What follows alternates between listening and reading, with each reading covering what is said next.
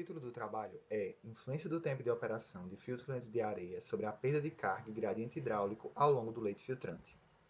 Devido à necessidade de soluções sustentáveis para o tratamento de água, a filtração lenta se apresenta como uma tecnologia interessante, principalmente para pequenas comunidades, devido à sua reconhecida capacidade de remoção de sólidos e patógenos e sua simplicidade operacional.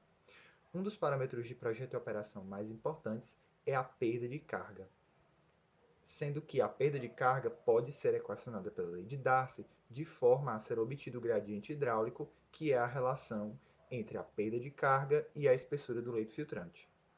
Portanto, o objetivo geral da pesquisa é avaliar a influência do tempo de operação do filtro lento de areia em escala piloto, com regime intermitente de escoamento, sobre o comportamento da perda de carga e do gradiente hidráulico ao longo do meio filtrante.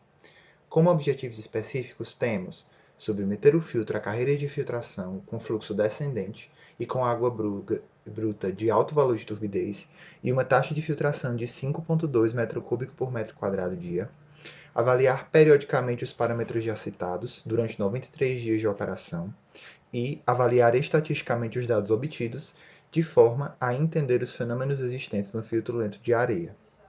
O filtro consiste num litro de areia de 70 cm com base de brita de 30 cm. Foi instalado um piezômetro composto de 7 dutos, de forma a monitorar a perda de carga ao longo do leito filtrante. Os dados foram coletados e aplicados na lei de Darcy para a obtenção do gradiente de pressão. Analisados os dados em conjunto, é possível perceber aumento expressivo nos parâmetros observados apenas no 93º dia de operação, enquanto nos outros dias a diferença é muito pequena. Portanto, percebe-se a necessidade de se dividir os dados em grupos para melhor compreensão dos fenômenos no filtro lento. Os mesmos foram divididos em 3 grupos, cada grupo correspondente a 31 dias de operação. Os primeiro e segundo grupos não apresentaram diferenças significativas estatisticamente.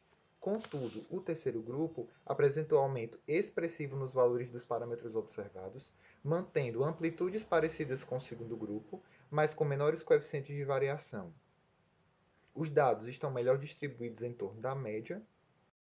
E para o gradiente hidráulico foi observado expressivo aumento nos primeiros 10 centímetros do leito filtrante.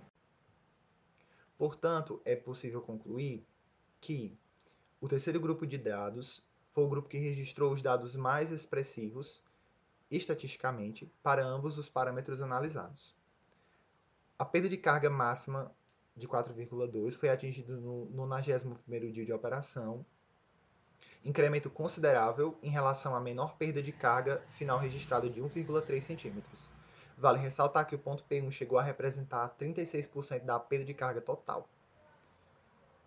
Para o gradiente hidráulico, o ponto P2, 10 cm de profundidade, apresentou os maiores valores durante todo o período de operação do filtro, principalmente no terceiro grupo, demonstrando que a evolução do gradiente se deu ao longo do tempo. É possível atestar um desempenho satisfatório do filtro, em termos de perda de carga máxima alcançada dentro do período estudado, e, consequentemente, em fornecimento de água conforme pré-determinado pela taxa de filtração.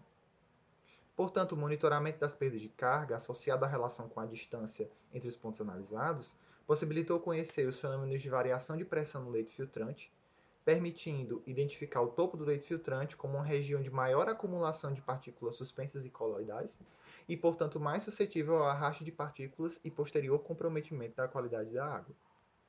Como sugestão de continuidade da pesquisa, seria a utilização de modelos matemáticos mais expressivos para entendimento dos fenômenos hidrodinâmicos numa escala menor, maior investigação estatística dos dados obtidos e sua correlação com a qualidade da água ao longo do leito filtrante.